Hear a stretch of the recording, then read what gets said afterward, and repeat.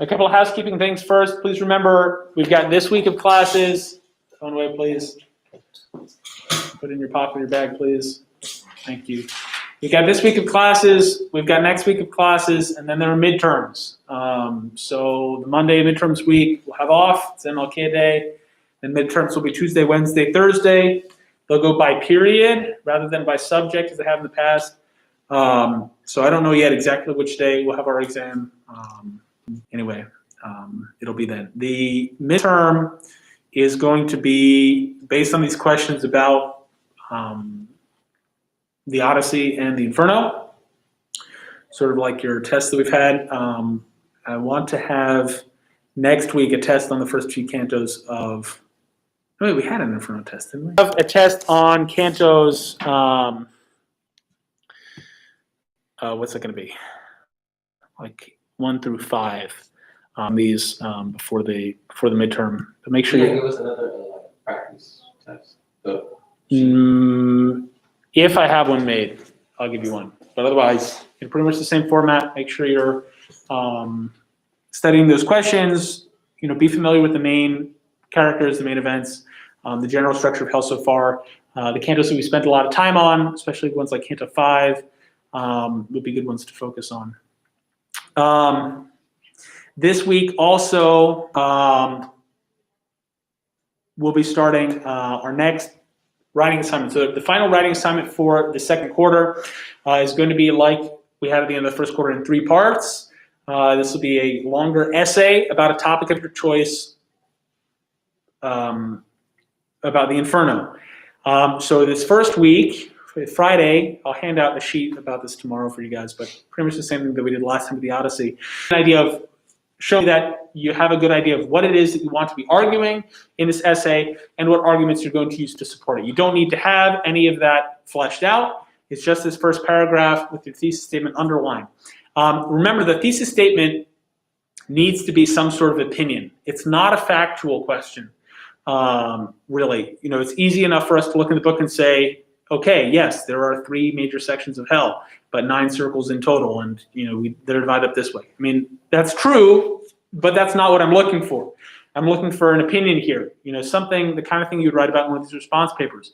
Maybe you think that a certain punishment is too harsh, or you think a certain punishment is not harsh enough, or you think that a punishment doesn't quite fit the sin that it goes with, or maybe you think a certain punishment is particularly appropriate. You know, maybe there's something about the relationship between Dante and Virgil that's surprising to you. But that's the kind of thing that you should be looking to argue in your thesis statement. And then you need to get there are 2 sins where you think one of them should be lower than the other one. Dante's made it higher. It should be switched. Your arguments there, you're going to have to talk about, you know, what's the nature of this first sin? What's the nature of the second sin? Why does that make the one worse than the other? And why is Dante wrong in his arrangement there? Seem to be putting thought into that. I'm going to have in-person office hours tomorrow afternoon, virtually Wednesday afternoon. But please find time to talk to me. I will also not be in on Friday. My wife is going to be giving birth on Friday. Thank you. So I'll probably also miss a couple days next week, but I'll be here for the midterm. So these 4 days this week I'm here. Please take advantage of that. Okay, anything else? Housekeeping. Yes, if there are assignments that you're missing, we're reaching the end of the quarter, the end of the semester. So please get those into me as soon as you can, because missing assignments are the worst. They're it's a lot worse than having something that's not ideal or having something that's late. Those zeros really add up very quickly and really bring your grade down. So please, if there are things you're missing, get those to me as soon as you can. Any questions about any of that material? All right, I'm going to hand out review questions for Canto 12. These will be posted on Jupyter also. I doubt we'll finish Canto 12 today, but it's possible. Anyway, let's say these will be due on Wednesday's Canto 12 questions. We had started Canto 12 a little bit before break, but we haven't gotten very far in it.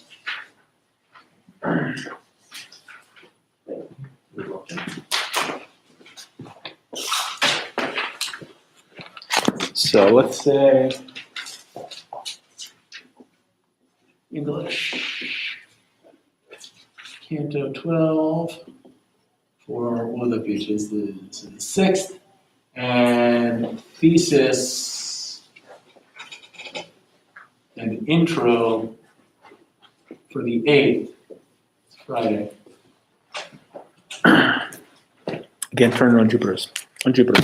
All right, so Canto 12, we're on page 176.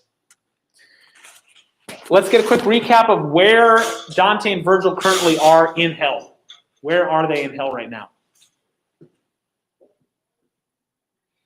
In the middle section. Right, in the middle of these three major sections. In the middle section, we have what kinds of sins being punished? My bad. What was the question? In the middle section, what kinds of sins are being punished? Violence. Violence, right. Which animal does Mark Musa associate this section with? The lion. The top section is what? Concupiscence or incontinence. And he associates that with the leopard. And at the bottom is fraud. And the animal? She-wolf. The she-wolf. Yes. All right. So here in the sins of violence, they passed through the gates of the city of Dis. There were the heretics up there just inside the city, but now they descend down. After they get past the heretics, there's a cliff that they have to go down, and they'll get to the major section of this area of hell, where there are three parts to it. If we look on page, what page is this here? Where's that last map? It's got to be in Canto 9 or something. Yeah, like 142. So there's one on 172. That's a map of all of hell. But there's one of the middle section here. 148. Yeah, 148. You get the middle section of hell. This here. And so we had seen them go through Circle 6 with the heretics.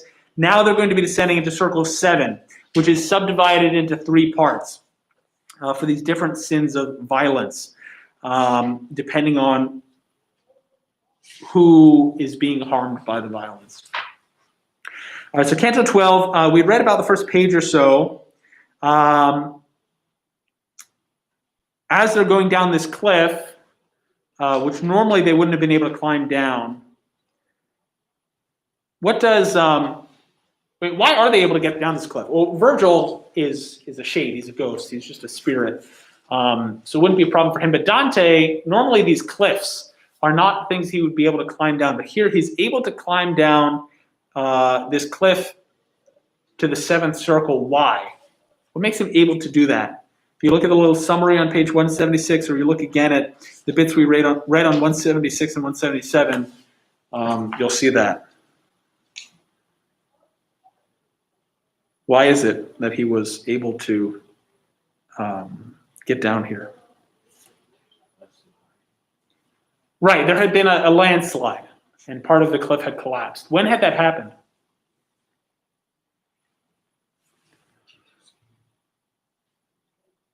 Say it again?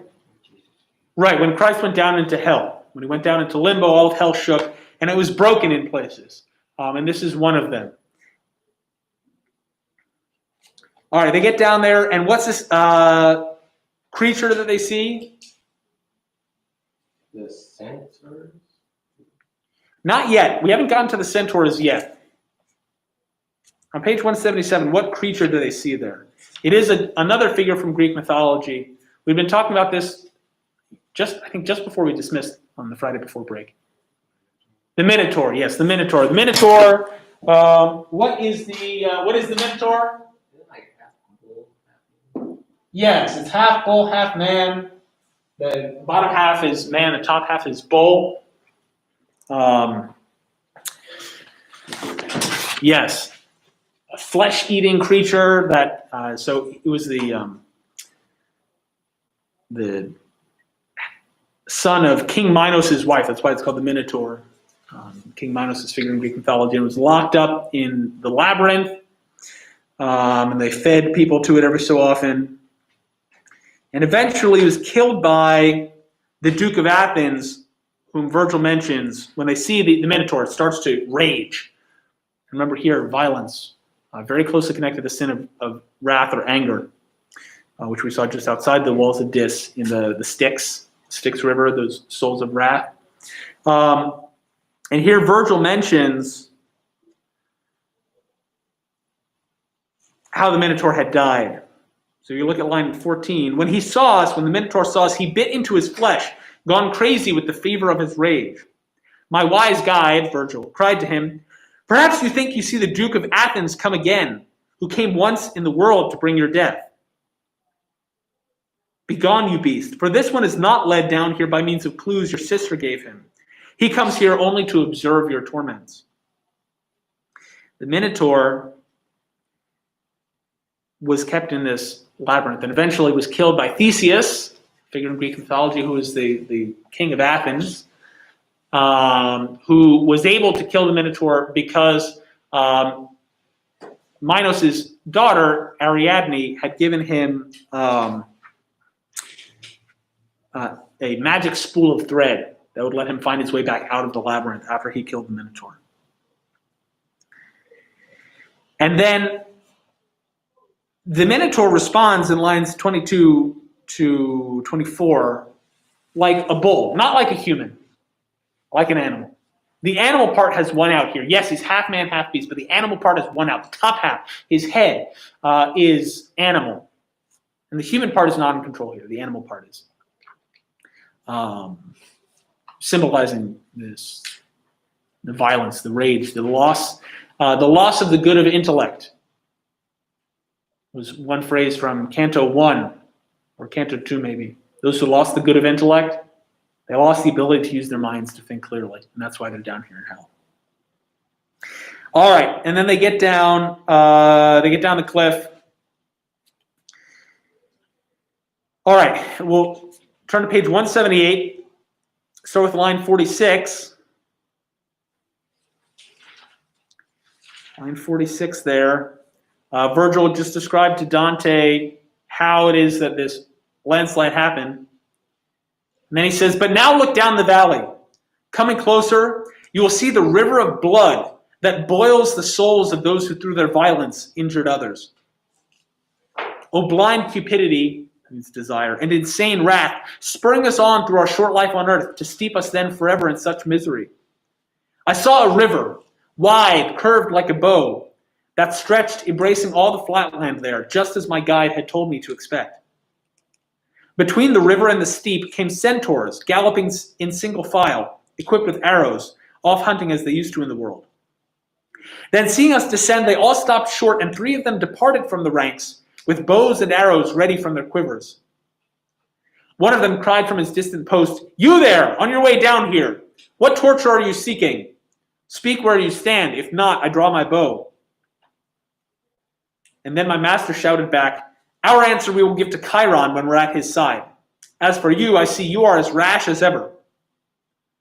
He nudged me, saying, that one there is Nessus, who died from loving lovely Deianira, and made of himself, of his blood, his own revenge.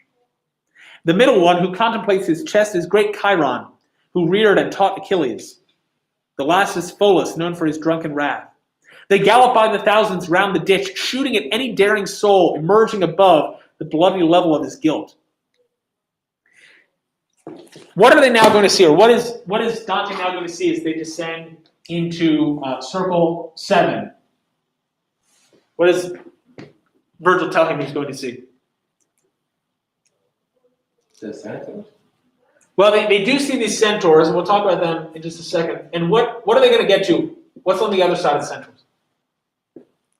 Before they see the centaurs, Virgil points out to him what's coming next. A river. What does this river look like? It's like a boat. Okay, it's curved like a bow, but there's something more surprising about it. And it's this curved river. It's stretched embracing all the flat. Okay, yes, it's large, it's wide. But what else?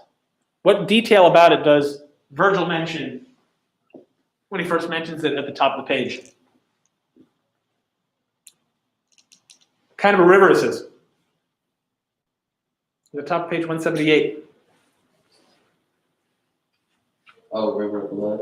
A river of boiling blood.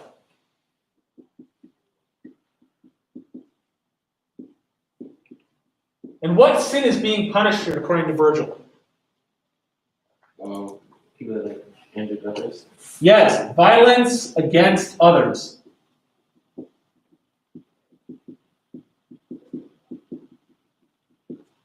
Violence against others. This river of boiling blood. And as they approach closer, they see the centaurs. We see the Minotaur. The top is a bull. The bottom is man. The centaurs, on the other hand, these other figures from Greek mythology, what two animals or what two creatures are they made out of? I think man and horse. Yes, and which part is which? The man is top and the horse is bottom. Yes, the top is human and the bottom is horse. That's some things in Narnia, right? Yes, they appear in Chronicles of Narnia, Greek myth, Roman myth, lots of other places. Yeah, centaurs. And centaurs in Greek myth are not good guys, generally speaking. They are known for getting drunk, killing people, and raping women. And that's why they're here with the sins of violence against others. Some of them are named here. Chiron, who is a centaur who taught some Greek heroes, including Achilles. He was their instructor. Nessus died from loving lovely Deianira. That was Hercules' wife that he tried to violate. And that's how he died. And then Pholus, the other one, is known for being a drunkard. And what do these centaurs do here? The figures from Greek mythology often, the supernatural figures, they often, in addition to being punished in hell, they also have a job to do. So what is the job these centaurs have here, in addition to being in hell? What does Virgil, at the bottom of page 178, tell us that their job is? They shoot at the daring souls. Yes, they shoot at the souls. Which souls do they shoot at?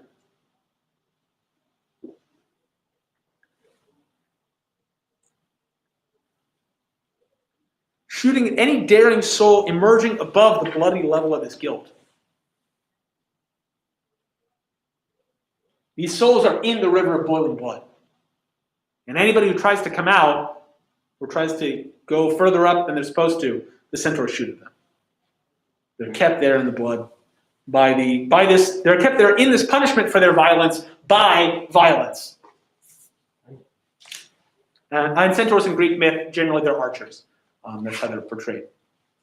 All right, top of 179, they're going to speak to the centaurs. When we came closer to those agile beasts, Chiron drew an arrow, and with its notch he parted his beard to both sides of his jaws. And when he had uncovered his great mouth, he spoke to his companions. Have you noticed how the one behind moves everything he touches? This is not what a dead man's feet would do. And my good guide, now standing by the torso, at the point the beast's two natures joined, replied, he is indeed alive, and so alone that I must show him through this dismal valley. He travels by necessity, not pleasure. A spirit came from singing Alleluia to give me this extraordinary mission. He is no rogue, nor I a criminal spirit. Now, in the name of that power by which I move my steps along so difficult a road, give us one of your troop to be our guide, to lead us to the ford, and once we are there to carry this one over on his back, for he is not a spirit who can fly. Chiron looked over his right breast and said to Nessus, you go, guide them as they ask, and if another troop protests, disperse them. So with this trusted escort, we moved on along the boiling crimson river's bank, where piercing shrieks rose from the boiling souls.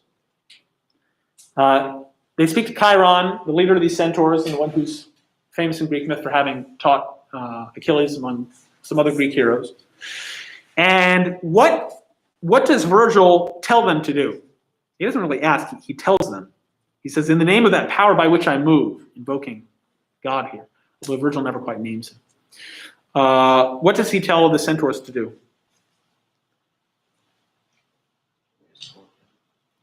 Escort them, right. Give us one of your troop as a guide to lead us to the ford, and once we are there, what's a ford? I don't mean the automobile, a ford.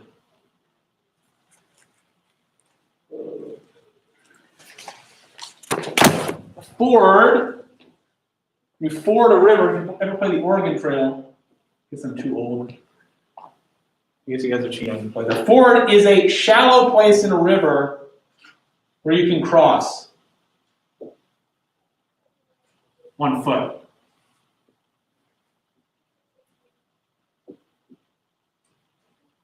So anything you can cross on foot? So, yeah, a ford is a shallow place where you can walk across a river. Oh. Right? I mean, you're going to get your feet wet. You might have to be wading through water up to your waist or more. But a ford, at least you can walk there. It's not so deep that you have to swim at any point. That's a ford. And so the centaur is going to carry them to the ford. But what else is the centaur going to have to do when they get to the ford? And once we are there... Oh, my bad. What'd you say? What is the centaur then supposed to do once he brings Dante and Virgil to the ford? And once we are there, what?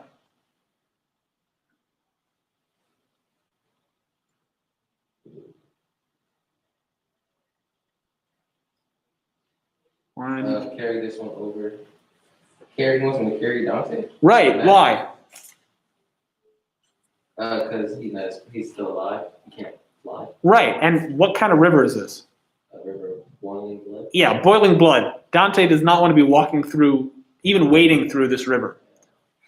So the centaur is going to have to carry Dante over on his back. All right, so this is trusted escort. We moved on along the boiling Crimson River's bank where piercing shrieks rose from the boiling souls. They have to walk along the edge of the river until they get to the ford. All right, let's take a look in the river here, line 103. There, I saw people sunk into their eyelids. And the huge centaur explained, "These are the tyrants who dealt in bloodshed and plundered wealth. Their tears are paying for their heartless crimes. Here stand Alexander and fierce Dionysius, who weighed down Sicily with years of pain. And there, that forehead smeared with coal-black hair is Azzolino. The other one, the blonde, is Opizio d'Esti, who, and this is true, was killed by his own stepson in your world."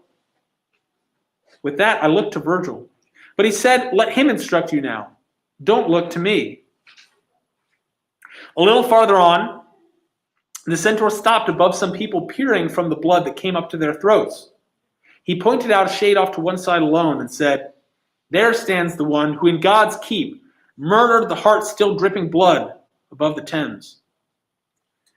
Then I saw other souls stuck in the river who had their heads and chests above the blood, and I knew the names of many who were there.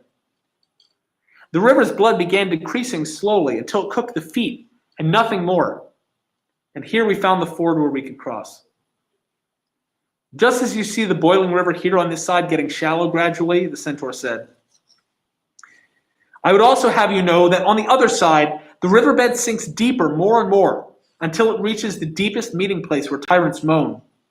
It is there that heaven's justice strikes its blow against Attila, known as the scourge of earth, against Pyrrhus and Sextus, and forever extracts the tears the scalding blood produces from Rinier da Corneto and Rinier Pazzo, whose battlefields were highways where they robbed."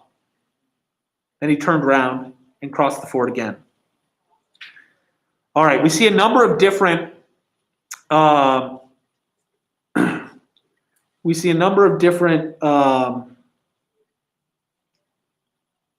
people being punished here for various reasons. You can read a bit more about them in the notes. How is their punishment different from one another? The first group of people that we see, how deep are they in the blood here? Line 103. How deep are they in there? To their eyelids. To their eyelids. And then as they approach the ford, the river gets less deep, and so the next group they see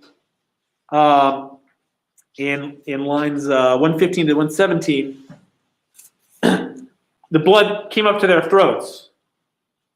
And then further on, he says, line 124, "The river's blood began decreasing slowly until it cooked the feet and nothing more. And here we found the ford where we could cross. And so not only does the river get shallower as you get closer to the ford, but it also gets deeper in the other direction. And there are some who are entirely submerged, these tyrants, based on how serious their violence was. Yes. Couple things to note here. One is that about these souls here, not Virgil. In fact, Dante looks to Virgil at one point, line 113. With that, I look to Virgil, but he said, "Let him instruct you now. Don't look to me." And here it's Nessus who's giving Dante the information here. But also Dante recognizes a lot of these people. You notice a lot of Italian. There are a number of Italian names here. These are people whom Dante knew or knew about, and he says he recognizes personally many of the people who are there for these sins of violence. Remember, the world that Dante is coming from is one of constant political violence within these small cities. Not surprising that he would say here that he recognizes a lot of the people being punished for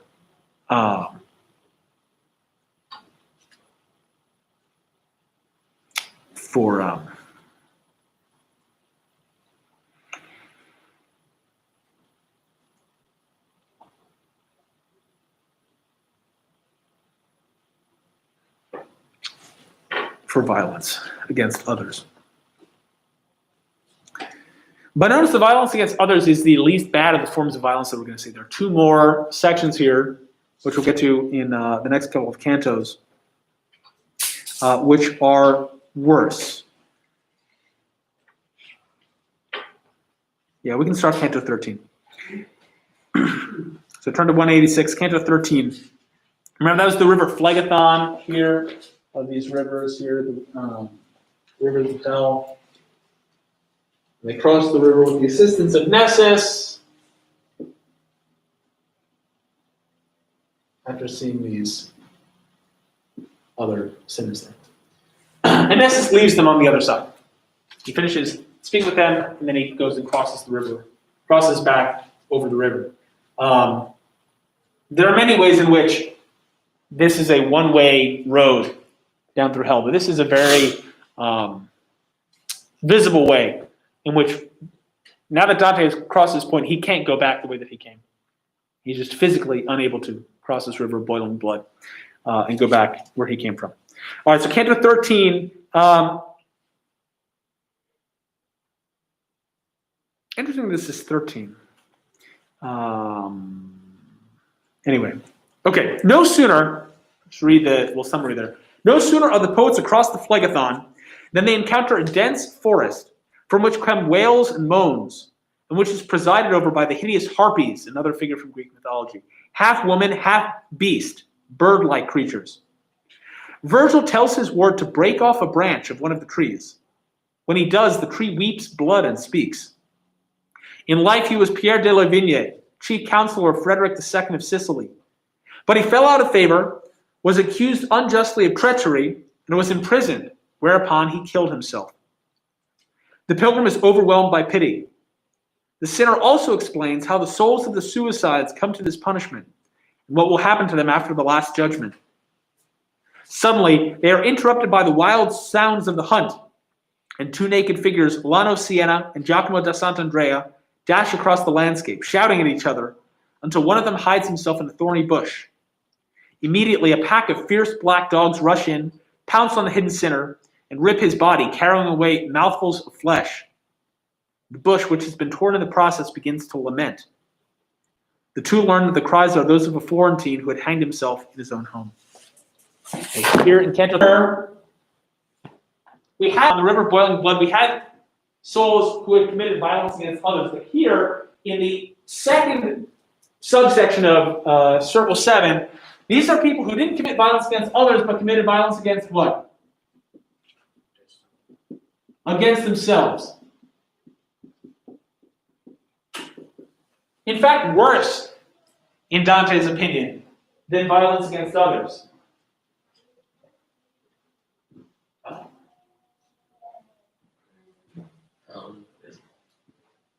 Dante thinks this is worse than violence against others. And there are two major groups of sins being, or two sins really being punished here. So suicides, people who killed themselves, and the profligate, which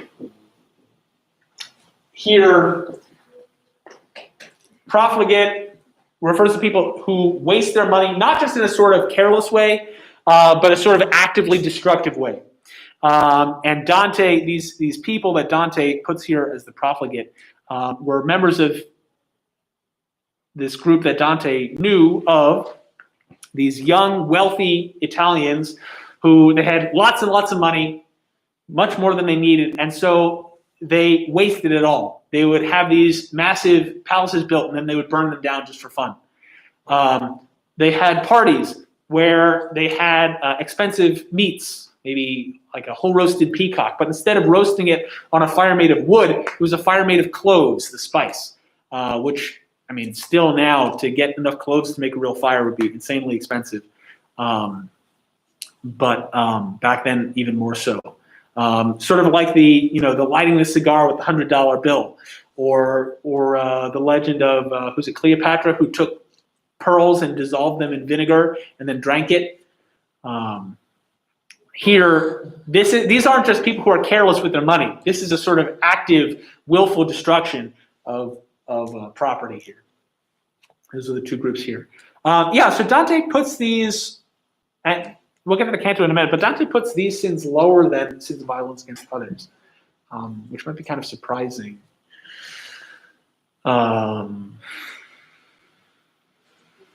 Anybody have any thoughts on that? Might be something for an essay. I mean, we're done with the response papers on Dante for now.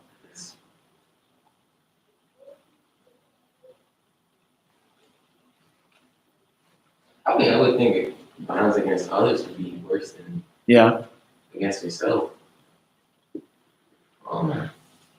That's some good stuff. It is surprising, but also I think this is sort of analogous to the way that Dante puts lust at the top of the sins of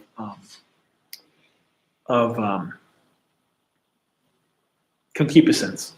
Lust is the least bad of those because it's sort of like love in a way. Here, not that violence against others is like love, but I think from Dante's perspective, it makes more sense why you would hurt somebody else than why you would hurt yourself. Violence against others or violence against yourself is more of a sort of perversion of nature.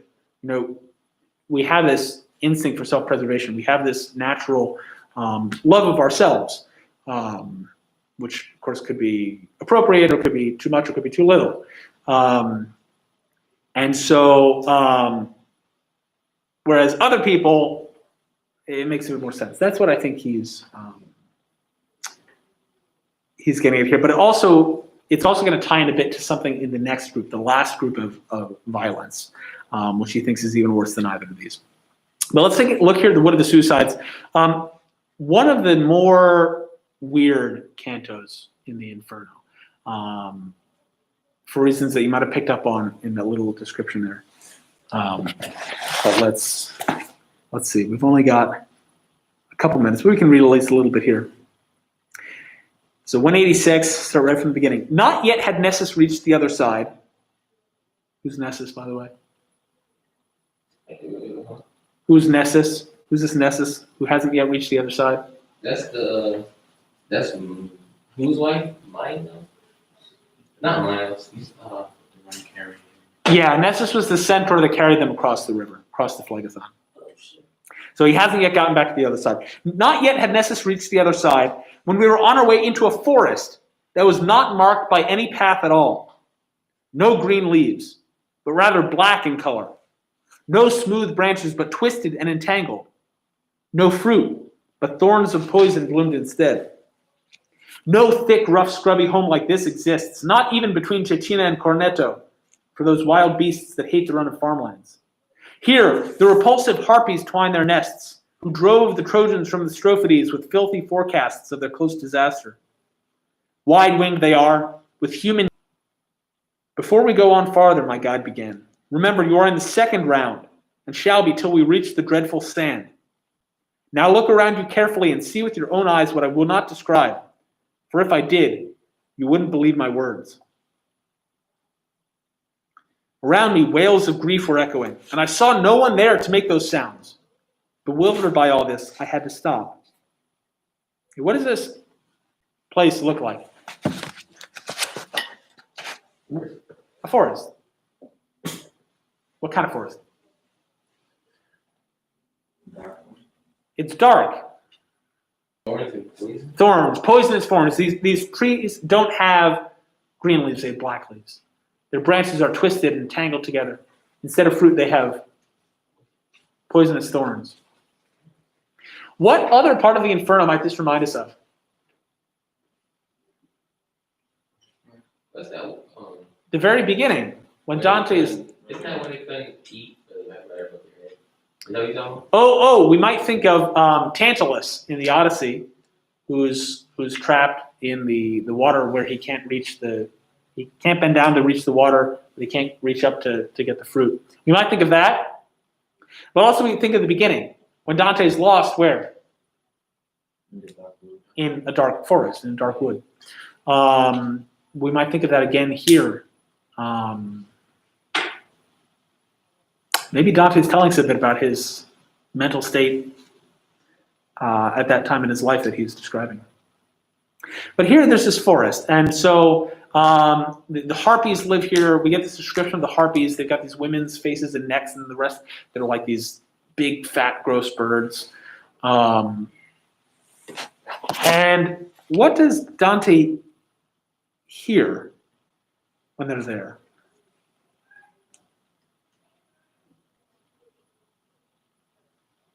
Lines 22 to 24.